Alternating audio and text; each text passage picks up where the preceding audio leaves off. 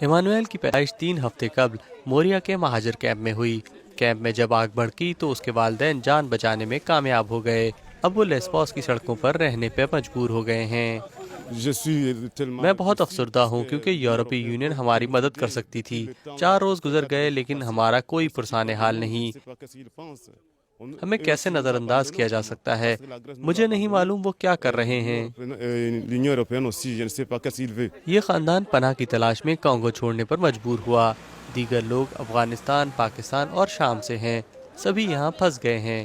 German پارلیمان میں green party کی سربراہ کیٹرین گیورنگ ایکٹ لیسبوس کا دورہ کرنے والے چند رہنماؤں میں سے ایک ہیں۔ یہاں کی صورتحال نے ان کو بھی حیران کر دیا۔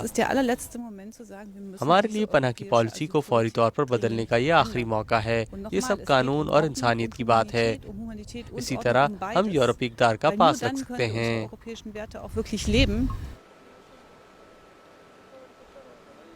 چند کلومیٹر کے فاصلے پر نئے خیمے تیار کیے جا رہے ہیں، لیکن یہاں کے مکین کہتے ہیں کہ انہیں موریا جیسے مزید نئے کیمپ نہیں چاہیے۔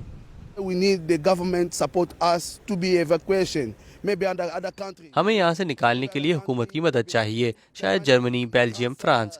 یہی ایک بہتر حل ہوگا، لیکن دوبارہ کیمپ میں منتقل ہونا، ہو سکتا ہے 1-2 روز میں دوبارہ آگ بھڑک اٹھے۔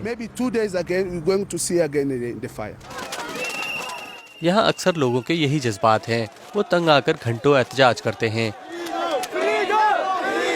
یہاں آزادی آزادی کے نعرے لگائے جا رہے ہیں۔ ایسے میں مظاہرین یونان کی پولیس سے بھی ٹکرانے کے لیے تیار ہیں۔ یہاں پناہ گزینوں کی بدترین صورتحال ہے۔ ہمارے پاس ٹوائلٹ نہیں، پانی نہیں، کچھ بھی نہیں ہے۔ ہمیں صرف آزادی کی ضرورت ہے۔ ہماری مدد کریں۔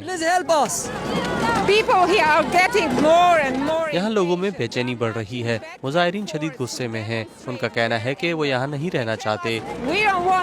ان کے بقول یونان ہماری دیکھ بھال نہیں کر رہا۔